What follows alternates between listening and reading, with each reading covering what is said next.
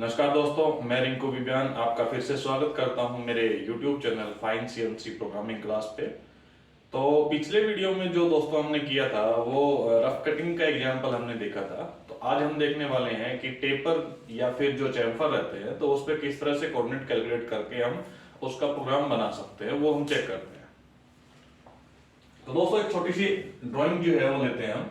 Simple सा drawing है कुछ इस तरह का। ये एक हाफ ड्राइंग है। जो नीचे वाला पोर्शन रहेगा सेंटर से नीचे वो सेम रहेगा एज इट इज जो ऊपर की तरफ है। तो यहाँ पे एक डाया हम चेक करते हैं। इसका डाया जो है सपोज करते हैं 100 है। यहाँ के लिए जो डाया हम कंसीडर करते हैं वो 60 कंसीडर करते हैं। यहाँ पे एक चैम्फर है 2x2। यहाँ पे चैम्फर कंसीडर करते हैं 5x5। तो चैम्फर जो आपको मिलता है ड्राइंग्स में अक्सर क्या रहता है, कुछ इस तरह से ही वो डिफाइन करता है इनको चैम्फर्स को। या फिर एक तरीका और हो सकता है जिसमें कि वो डिफाइन करता है कुछ इस तरह से 2x45 डिग्री। या फिर हो सकता है कि वो इसको जैसे 2x2 का है तो 2x45 लिख सकता है इसको इस तरह से। या फिर इसको C2 कर सकता है। जैसे 5x5 है तो इसका मीनिंग है इसको ऐसे भी लिख सकता है वो ड्राइंग के अंदर, और ऐसा भी कर सकता है। तो तीन तरीके हैं इसके अंदर, या तो ऐसा मिले या फिर ऐसा मिले। तो तीनों का जो मीनिंग है तीनों का वो सेम रहेगा कि इसमें जो प्रोफाइल है, ये कॉर्नर जो है, जो चैम्फर है वो बराबर है। कि इसमें बराबर किस तरह से वो अभी देखेंगे। तो इसमें लेंथ एक बार डिफाइन कर लेते हैं पहले। तो ये वाली जो लेंथ है जिसमें कि चैम्फर इंक्लूड नहीं है, इसको हम कंसीडर करते हैं 7 mm है, और इसको हम कंसीडर करते हैं कि ये 4 mm है। अब इसके लिए जो है कोऑर्डिनेट हम निकालते हैं सेंटर से लेके लास्ट पॉइंट तक के जो हमारे कोऑर्डिनेट्स हैं। अगर कोऑर्डिनेट हमने निकाल लिए तो 90% काम जो है हमारा प्रोग्रामिंग का कंप्लीट हो जाता है। बाकी जो काम बचता है 10% वो प्रॉपर जी कोड के साथ जो कोऑर्डिनेट हमने निकाले हैं उसको इनपुट करेंगे प्रॉपर जी कोड के साथ। तो हमारा जो प्रोग्राम रहेगा वो रेडी हो जाएगा। तो इसके कोऑर्डिनेट हम चेक करते हैं। तो इसको डिफाइन कर लेते हैं कि जो सेंटर पॉइंट है ये फर्स्ट है हमारा कोऑर्डिनेट, ये सेकंड है, ये थर्ड, ये फोर्थ, फिफ्थ, सिक्स्थ और सेवंथ। तो 1 से लेके 7 तक के जो कोऑर्डिनेट है वो हम यहाँ पे चेक करते हैं कि कैसे हम इसको निकाल सकते हैं। तो first, second, third, fourth, fifth, sixth और सेवंथ। तो 7 कोऑर्डिनेट्स हैं दोस्तों ये। तो इसके अंदर जो फर्स्ट कोऑर्डिनेट है वो सेंटर पॉइंट है। तो सेंटर पॉइंट जैसा कि हम जानते हैं कि सेंटर पे x का जो डाया रहेगा 0 रहेगा, इसलिए कोऑर्डिनेट भी 0 रहेगा। और z जो लेंथ है वहां से हम स्टार्ट करेंगे। तो जहां से हम स्टार्ट करेंगे वो रेफरेंस है, इसलिए वहां पे लेंथ भी जो है वो 0 रहेगी। अब फर्स्ट से सेकंड पॉइंट पे जाना है तो जो हमारे कोऑर्डिनेट सिस्टम है उसके अकॉर्डिंग कुछ इस तरह से कोऑर्डिनेट सिस्टम है हमारा कि ये z रहेगा, ये x रहेगा, ये प्लस माइनस प्लस और माइनस। तो ये हमारे कोऑर्डिनेट है। तो इसके अकॉर्डिंग अगर हम चेक करें तो 1 से 2 पे जब जाएंगे तो सिर्फ x में प्लस की तरफ हमको मूव करना है, तो z में मूव नहीं करना है। इसलिए जो सेकंड कोऑर्डिनेट है यहाँ पे z की वैल्यू 0 ही रहेगी जो फर्स्ट कोऑर्डिनेट पे था। अब सेकंड पॉइंट पे x की वैल्यू हमको फाइंड आउट करनी है। तो 2 तक आने के लिए हमको यहाँ के लिए जो डाया है x का वो डाया हमको पता करना पड़ेगा। तो डाया अगर चेक करें तो 3 से 2 की जो लाइन है कुछ इस तरह की है। इसको हम चेक करें अगर तो इस तरह से एक ट्रायंगल जो है वो हम बना सकते हैं। अब जब भी चैम्फर का केस आता है दोस्तों, तो चैम्फर के केस में ये जो एंगल रहेगा ये हमेशा चैम्फर के केस में 45 डिग्री ही रहेगा, इसके अलावा कोई और एंगल नहीं मिलेगा। अब साइज दिए हुए हमको 2x2, यानी कि जो परपेंडिकुलर है और जो बेस है ये दोनों बराबर मिलेंगे, 2 और 2। अगर ये 5x5 होता तो यहां पे यही जो केस है वो हमारा कुछ इस तरह से रहता। ये एंगल जो है 45 डिग्री रहता, ये 5 रहता एंड ये भी 5 रहता। तो इस तरह से अगर दिया है तो ये दोनों जो साइड्स हैं हमारी परपेंडिकुलर और बेस दोनों बराबर हो जाएंगे। अगर दिया हो 2x45 डिग्री, इस केस में जो एंगल है वो 45 डिग्री है दिया हुआ है। कई बार ड्राइंग्स में क्या रहता है, इस तरह से ना देके वो एंगल बता देते हैं कुछ इस तरह से कि वो आगे जैसे ड्राइंग के अंदर डिफाइन करते हैं तो ऐसे एंगल वो डिफाइन कर देता है कि ये एंगल इतना है। अगर एंगल डिफाइन नहीं किया तब भी कोई इश्यू नहीं है, उसका मीनिंग यही रहेगा। चैम्फर है तो इसका मीनिंग 45 का एंगल है और दोनों साइड बराबर देंगे। अब दोनों साइड अगर बराबर है तो ये सिंगल साइड पे आपकी जो साइड है परपेंडिकुलर की जो लेंथ है सिंगल साइड पे 2 mm है।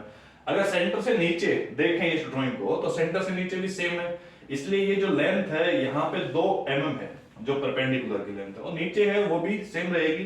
तो इस केस में क्या रहेगा, यहाँ के लिए जो डाया निकालेंगे, यहाँ का डाया जो है 60 में से ये वाली लेंथ प्लस जो सेंटर से नीचे जो है इस तरह की ही सेम प्रोफाइल रहेगी, ऐसा कुछ।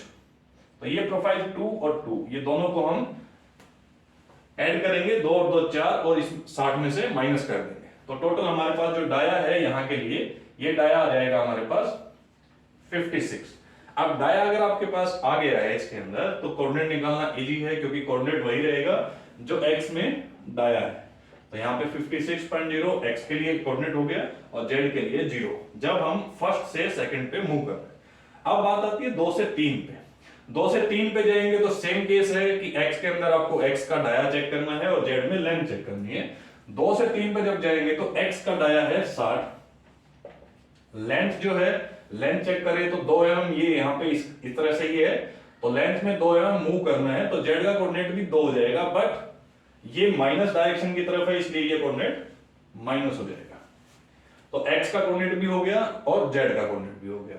अब बात आती है 3 से 4 पे। तो 3 से 4 पे जब मूव करेंगे तो 3 से 4 पे सिर्फ z में माइनस की तरफ हम मूव कर रहे हैं, इसलिए यहाँ का जो कोऑर्डिनेट रहेगा 2 mm ये था, 7 mm ये है, तो टोटल जो है z के अंदर सिर्फ मूव हो रहे हैं, तो इसलिए 9 mm ये z का कोऑर्डिनेट हो जाएगा, और x की वैल्यू कोई चेंज नहीं है, इसलिए सेम कोऑर्डिनेट रहेगा जो लास्ट पॉइंट पे था।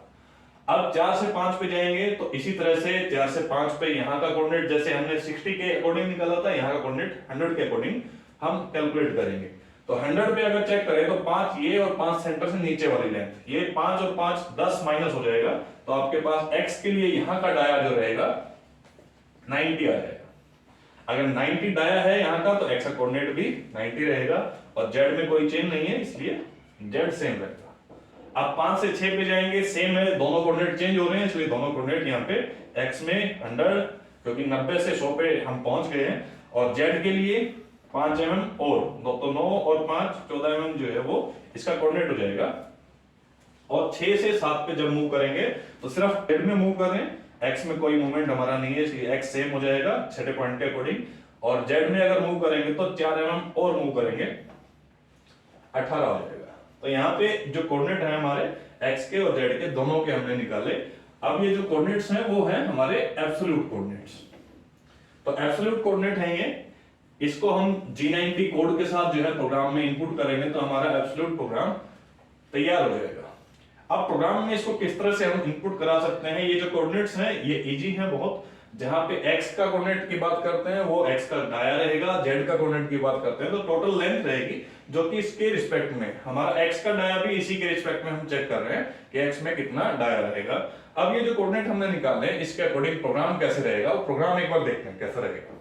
तो प्रोग्राम में स्टार्टिंग जो रहेगी वो प्रोग्राम नंबर से रहेगी, जैसा हमने पिछले प्रोग्राम में भी बनाया था ऐसा। तो 3 नंबर इसको प्रोग्राम नंबर हमने दिया है।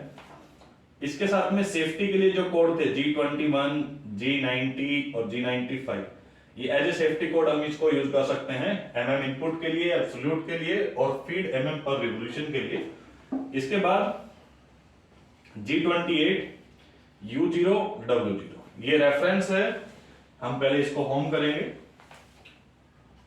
उसके बाद P01, 01 टूल नंबर और ऑफसेट नंबर हम कॉल करेंगे।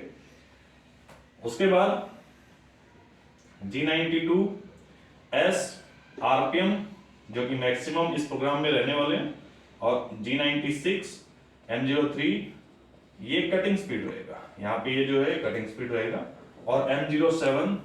तो यहाँ तक का जो फॉर्मेट है दोस्तों, ये फॉर्मेट जो हमारा हेडर है कॉमन रहता है ऑलमोस्ट सभी प्रोग्राम्स के अंदर। इसके बाद हमारा प्रोग्राम रहेगा। तो इस प्रोग्राम में अगर चेक करें कि सेंटर से लेकर लास्ट पॉइंट तक हमको मूव करना है तो किस तरह से मूव करेंगे वो हम चेक करते हैं। तो सबसे पहले जो टूल आएगा, अभी टूल की पोजीशन है होम पोजीशन, रेफरेंस पे है, तो रेफरेंस से यहां तक हमको लाना है, तो इससे 1 या 2 mm प्लस में हम रखेंगे ताकि टूल सेफ रहे। तो G0 x में 0 पे और z में 1.0 या 2.0 अगर करते हैं तो z में हमने सेफ रखा है टूल को, अभी कोई ये टूल टच नहीं हुआ मटेरियल के साथ, क्योंकि मटेरियल के साथ जब भी टूल टच करेंगे चाहे कितना ही गैप हो, चाहे वो 1 mm है चाहे वो 10 mm है, हम हमेशा G01 के साथ ही उसको टच करेंगे मटेरियल के साथ, अदरवाइज वो इंसर्ट जो है वो उसकी जो ब्रेकेज के चांस है वो बढ़ जाएंगे। तो G01 इसके साथ में लीनियर ट्रेवल जो है वो इसको लगाएंगे ताकि टूल जो है धीरे धीरे स्लोली फीड के साथ यहाँ पे मेटल के साथ आके टच करेगा। तो पहला जो कोऑर्डिनेट हमने निकाला था सेंटर पॉइंट वो था हमारा x0 z0। देन फीड, किस फीड से आप इसको टच कराना चाहते हो वो आप डालेंगे यहाँ पर। उसके बाद x की वैल्यू, सेकंड जो कोऑर्डिनेट था हमारा 56 था, z में कोई हमारा चेंज नहीं था इसलिए x में 56 वैल्यू सेम रखेंगे। उसके बाद 2 से 3 पे जाना है तो कोऑर्डिनेट्स हमारे चेंज हो रहे हैं, x के अंदर 60 हो गया, z के अंदर -2 हो गया। अब यहाँ पे जो कोऑर्डिनेट हमने लिखे, आपके पास एक तरीका ऐसा रहता है जहां पे कोऑर्डिनेट आप इस तरह से लिख सकते हैं, दूसरा तरीका रहता है जिसमें कि हम a का यूज करते हैं, एंगल का। तो एंगल किस तरह से हम इसमें रख सकते हैं, उसका एक यूनिवर्सल तरीका है, बहुत आसान तरीका है। जैसे कि आप सब लोग जानते हैं कि एक सर्कल जो रहता है, इस सर्कल का अगर पूरा मैं एंगल निकालूं, एंगल इसका अगर देखें तो पूरा एंगल जो है वो इसका सर्कल का 360 डिग्री, और यहां से यहां तक का एंगल जो है 90 है। इस तरह से हर एक क्वाड्रेंट के अंदर एंगल जो है 90 डिग्री पर रहता है, ये सब लोग आप जानते होंगे। तो इसके बाद हमको क्या करना है कि 2 से 3 पे जब मूव करना है तो 2 नंबर जो हमारा स्टार्टिंग पॉइंट है और 3 नंबर जो है हमारा एंड पॉइंट है, मतलब कि हमको स्टार्ट से एंड पे पहुंचना है। अब जो स्टार्ट पॉइंट है, अगर इस तरीके से आप एंगल निकालना चाहते हैं कितने एंगल पे इसको मूव कराना है, उसके लिए मैं आपको ये बता रहा हूं कि 2 से 3 पे जब जाना है तो 2 नंबर आपका स्टार्ट पॉइंट हो गया, और स्टार्ट को आप इस सर्कल के अंदर शिफ्ट कर दो, ऐसा कैसा, पूरी लाइन को उठाएंगे हम, यहां पे शिफ्ट कर देंगे। 2 नंबर स्टार्ट पॉइंट है तो इसको सेंटर बना देंगे, 2 नंबर जो है ये सेंटर पे हम इसको शिफ्ट करेंगे। उसके अकॉर्डिंग जहां पे भी जिस भी डायरेक्शन में ये लाइन है वो सेम हम इसको रख देंगे यहाँ पे। तो 2 से 3 पे हमको करना है, अगर इसको शिफ्ट करें इस पे इस तरह से तो कुछ इस तरह से रहेगी कि ये 2 नंबर हो गया, ये स्टार्ट पॉइंट बोल सकते हैं, और ये 3 नंबर है इसको हम एंड पॉइंट बोल सकते हैं। तो इसको ऐसा ऐसा का ऐसा हमने यहाँ पे शिफ्ट कर दिया। तो ये जो एंगल दिया हुआ है हमको, ये एंगल अभी हमने चेक भी किया था, ये एंगल हमको दिया हुआ है 45 डिग्री। अब इस सर्कल के अकॉर्डिंग अगर चेक करें ये लाइन कितने डिग्री पे है वो इजीली हम कैलकुलेट कर सकते हैं, क्योंकि हमको पता है हाफ सर्कल है 180 डिग्री, और ये जो एंगल बचेगा ये बचेगा कितना, 135 डिग्री, क्योंकि 180 में से माइनस कर देंगे 45, हमारे पास आएगा एंगल 135 डिग्री। ये उस केस के लिए है जब हम मूव कर रहे हैं 2 से 3 पे। किसी केस में अगर ऐसा हो कि हमको ऊपर से नीचे की तरफ आना, कि हमको मूव करना है 3 से 2 की तरफ, तो 3 से 2 की तरफ अगर मूव करेंगे तो स्टार्ट पॉइंट हमारे लिए ये हो जाएगा और ये हो जाएगा हमारे लिए एंड पॉइंट। अब तरीका वही है कि स्टार्ट को सेंटर पे शिफ्ट करेंगे, उसके अकॉर्डिंग जहां पे लाइन जा रही है जिस क्वाड्रेंट में, उससे हम एंगल निकाल लेंगे। तो इसको अगर शिफ्ट करें यहाँ पे तो कुछ इस तरह से शिफ्ट होगी, तो यहाँ पे ये जो एंगल है ये एंगल 45 रहेगा। हमारा तरीका ये रहेगा कि पूरा एंगल निकालेंगे। एंगल निकालने के लिए ये जो एंगल है ये एंगल हमको चाहिए। अब एंगल आप देखेंगे तो ये जो लाइन है ये पैरेलल लाइन है दोनों, अगर ये एंगल 45 है तो ये भी एंगल 45 ही रहेगा। इस केस में हमारा जो एंगल हो जाएगा 360 से 45 माइनस कर दो आप, तो 315 डिग्री हमारा एंगल आ जाएगा इस वाले केस में।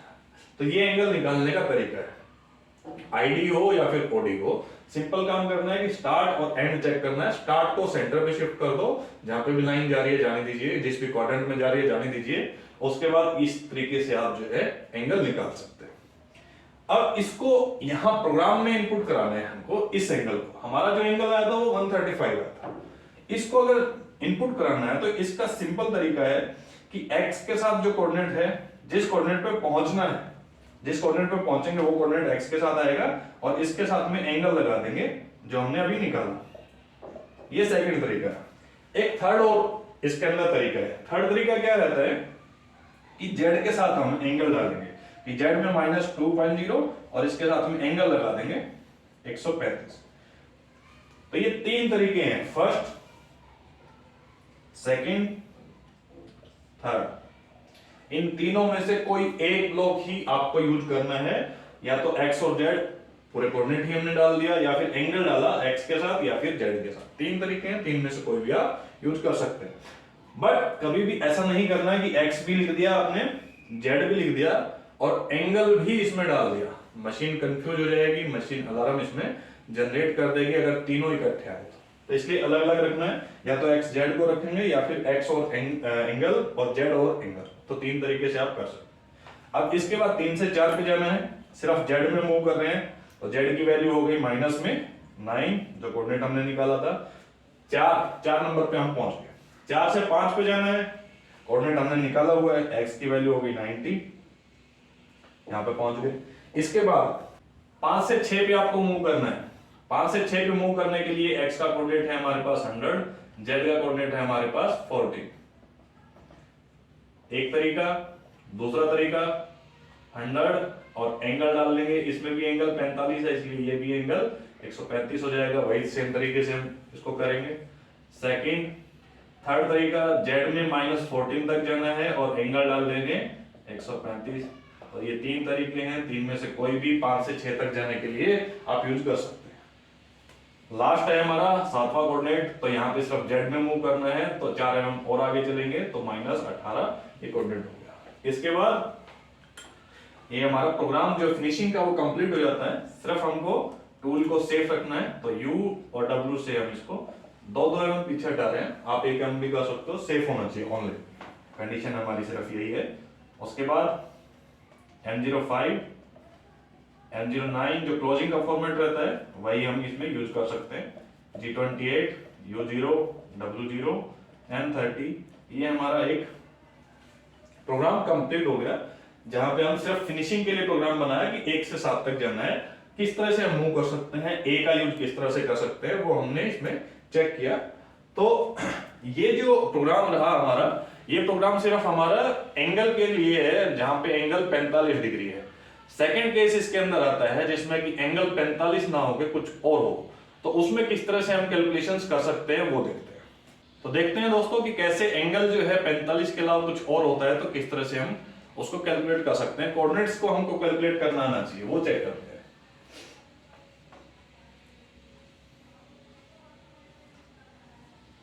जैसे एक सिंपल सा हमने एग्जांपल देखा, ये डाया हमारा 100 है, ये डाया हमारा 120 है, यहाँ पे जो लेंथ है पूरी ये 20 mm है, ये लेंथ सपोज करते हैं हमारे पास 8 mm है। तो टेपर दिया हुआ है हमारे पास, इसका साइज देखते हैं, इसका साइज जो है 4 इंटू सपोज करते हैं कि 30 डिग्री दिया हुआ है, तो 4 इंटू 30 डिग्री इसका साइज दिया हुआ है। यहां से यहां तक के जो कोऑर्डिनेट्स हैं वो निकालने हैं। अब इसके अंदर जब एंगल 30 है तो हमारी दोनों जो साइड्स रहेंगी, जो ट्रायंगल हमारे पास रहता है कुछ इस तरह से, जैसे ये हमारे पास टेपर दिया हुआ, इस ट्रायंगल के अंदर ये जो एंगल है 4 इंटू 30 डिग्री, तो एंगल जो है इजी है क्योंकि हमको पता है यहां से यहां तक का ये एंगल दिया हुआ, तो एंगल जो है 30 डिग्री दिया हुआ है। तो 4 mm कौन सी साइड रहेगी जो कि एंगल के साथ में होगी, एंगल के साथ की साइड है 4 mm। अब हमारे पास ये जो साइड है जो परपेंडिकुलर है ये हमारे पास नहीं है, इसकी वैल्यू नहीं है, ये हमको कैलकुलेट करना है। तो इसका फॉर्मूला जो है थोड़ा सा ट्रिग्नोमेट्री हम यूज करेंगे, उसमें एक फॉर्मूला सिर्फ जो है हमारे पास टेंजेंट का वही यूज करना है ओनली। तो टेंजेंट किसके बराबर रहता है, परपेंडिकुलर अपॉन बेस या फिर लंब बटे आधार। तो इसमें फॉर्मूला के अंदर 3 चीजें हैं हमारे पास, परपेंडिकुलर, बेस और एंगल। अब एंगल है हमारे पास, बेस हमारे पास है, परपेंडिकुलर निकालना है, इजी है, निकाल सकते हैं। तो परपेंडिकुलर की वैल्यू किसके बराबर होगी, बेस इनटू टेंजेंट थीटा। तो बेस की वैल्यू है 4, टेंजेंट की वैल्यू है हमारे पास 30 डिग्री, इसको आप कैलकुलेट करेंगे, टेंजेंट 30 इज इक्वल टू 0.577, इसको आप कैलकुलेट करेंगे 8 0 और 3.2, तो यानी कि 2.308, ये जो वैल्यू है परपेंडिकुलर की हमारे पास आ गई 2.308। इस वैल्यू को यूज करेंगे ये डाया निकालने के लिए। ये डाया कैसे निकलेगा, हमारा डाया है 100, इसमें से ये जो वैल्यू आई हमारी इसको डबल माइनस करेंगे, 2.308 को डबल माइनस करेंगे। डबल क्यों माइनस करेंगे, क्योंकि ये ऊपर भी सेम रहेगा और नीचे सेंटर से नीचे जो प्रोफाइल रहेगी जो हमने यहाँ पे नहीं बनाई वो सेम रहेगी, इसलिए यहाँ पे कैलकुलेशन जो हमारी इस तरह से रहेगी। इसको डबल करेंगे तो हमारे पास हो गया 4.616, इसको कैलकुलेट कर लेंगे, हमारे पास वैल्यू आ गई 4838 95.389, तो 95.384 ये हमारे पास वैल्यू हमारे पास इस डाया की आ गई। अगर ये डाया हमारे पास आ गया 95.384, अगर ये डाया हमारे पास आ गया तो हमारे पास कोऑर्डिनेट निकालने में कोई इश्यू नहीं होगा, कोऑर्डिनेट इजीली हम निकाल सकते हैं। अगर कोऑर्डिनेट इसके चेक करें तो पहला जो कोऑर्डिनेट है हमारा x का और z का, सेंटर पॉइंट है तो 0 0। सेकंड पॉइंट चेक करते हैं तो डाया हमारे पास हमने अभी निकाला 384, z में कोई ट्रेवल नहीं है इसलिए 0 हो जाएगा। थर्ड पॉइंट चेक करते हैं तो यहां से यहां मूव करना है, डाया चेंज हो जाएगा। जब यहां से यहां मूव करेंगे, अभी यहां पे पहुंचे इस कोऑर्डिनेट से इस पे पहुंचना है तो डाया चेंज हो जाएगा 100। जेड में जो चेंज है वो बेस का चेंज है, जो भी 4 mm लेंथ दी हुई है। यहां से यहां मूव करना है, एक्स में कोई चेंज नहीं है, जेड में सिर्फ मूव कर रहे हम, तो यहाँ पे टोटल जो वैल्यू है 20 लेंथ जो दी हुई है। यहां से यहां मूव करेंगे, एक्स में चेंज होगा 120, जेड में कोई चेंज नहीं है तो 20, और लास्ट जो कोऑर्डिनेट है यहां से यहां मूव करेंगे तो x में कोई चेंज नहीं है 120 हो जाएगा, और z में जो चेंज है हमारा 8 mm का है तो 20 और 8 जो 8 जो है 28 हो जाएंगे, इसलिए ये कोऑर्डिनेट हो जाएगा। तो ये हमारे कोऑर्डिनेट्स हैं, ये भी सेम है, एब्सोल्यूट कोऑर्डिनेट्स हैं, और इसके लिए जो कोड रहता है वो हम यूज करते हैं G90। तो G90 से ये हमारे एब्सोल्यूट कोऑर्डिनेट्स हमने कैलकुलेट किए। इसका अगर प्रोग्राम बनाते हैं तो प्रोग्राम सेम रहेगा दोस्तों, जैसा हमने लास्ट अभी चैम्फर के केस में किया तो वैसा ही सेम प्रोग्राम रहेगा, सिर्फ एंगल यहाँ के अंदर चेंज हो जाएगा। तो एंगल को एक बार और देख लेते हैं कि कैसे इसमें एंगल निकालेंगे। सर्कल का फॉर्मूला हमारा फिक्स रहेगा, वैसा ही ये सर्कल है हमारे पास, यहां से यहां मूव करना है, इसको पॉइंट नंबर 1 2 3 4 5 और 6 ये अगर डाल देता हूं तो 2 से 3 पे मूव करना है, तो 2 नंबर हमारे लिए स्टार्ट पॉइंट है, स्टार्ट को हम सेंटर पे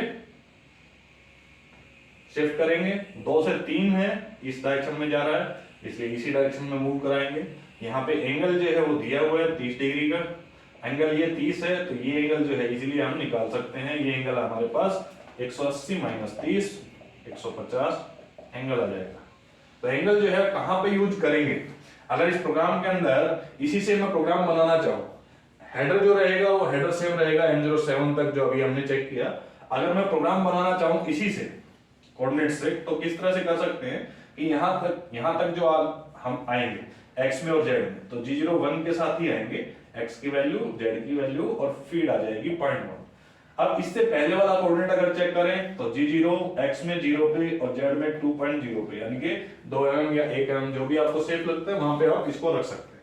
इसके बाद सारे ब्लॉक्स G01 में है, तो G01 जो है एक मॉडल कोड है, एक बार यूज किया तो बार बार यूज करने की जरूरत नहीं है जब तक कि सेम ग्रुप का दूसरा कोड नहीं आ जाता, इसलिए बार बार नहीं लिखना है। x की वैल्यू z की वैल्यू 0 फर्स्ट कोऑर्डिनेट के लिए, सेकंड कोऑर्डिनेट यहां से आ जाना है, ये कोऑर्डिनेट हो जाएगा x का, ये हो जाएगा z का, यहां से यहां जाना है, ये कोऑर्डिनेट x का, ये z का। अब इसी ब्लॉक में सिर्फ चेंज करना है, अगर करना है तो क्या चेंज करना है, सिर्फ एंगल डालने के लिए। तो एंगल के लिए यहां पे मैं इसमें डिफाइन कर देता हूं, x के साथ भी कर सकते हो, z के साथ भी कर सकते हो, सिर्फ एंगल लगाना है 150 जो भी कैलकुलेट किया, यहाँ पे एंगल लगाना है 150। 3 ब्लॉक है, फर्स्ट सेकंड थर्ड, 3 ब्लॉक्स में से कोई भी आप जो है यूज कर सकते हो, एक ही ब्लॉक यूज करना है। उसके बाद x की वैल्यू z की वैल्यू, यहाँ पे x में जो है कोई भी चेंज नहीं है, सिर्फ z में चेंज है इसलिए z की वैल्यू हुई, लिख सकते हो अकेला, इसको हटाना चाहते हो तो हटा भी सकते हो, वो आपकी मर्जी रहती है, लिखना चाहते हो आप लिख सकते हो। यहां से x में मूव करेंगे तो x 120, z में कोई चेंज नहीं है, z की वैल्यू हो जाएगी, ये x की वैल्यू हो जाएगी, ये z की वैल्यू। तो दोनों जो है x की और z की वैल्यू इस तरह से आप जो है लिख सकते हो, ये प्रोग्राम आपका बन जाएगा। इसके बाद अगर चेक और इसको चेक करना चाहते हैं तो G0 U 2.0 W 2.0 ये प्रोग्राम का मेन पार्ट है। उसके बाद जो बचता है ऊपर का हेडर है, नीचे का फुटर है, वो सेम रहेगा, इसमें कोई भी चेंज नहीं है। जितने भी हम प्रोग्राम बनाएंगे हेडर और फुटर सेम रखेंगे, तो हेडर और फुटर सेम अगर रहेंगे तो बीच का जो मेटल कटिंग का प्रोग्राम है कुछ इस तरह से जो हमने अभी बनाया कि हमने टूल को मूव कराया फर्स्ट से लास्ट पॉइंट पे, तो किस तरह से मूव होगा वो हमने चेक किया। तो दोस्तों आज के वीडियो में इतना ही। आप लोगों से रिक्वेस्ट है कि इस वीडियो को भी आप ज्यादा से ज्यादा शेयर करें ताकि लोगों को ज्यादा से ज्यादा नॉलेज प्रोग्रामिंग के बारे में मिल सके। मिलते हैं अगले वीडियो में, तब तक के लिए धन्यवाद।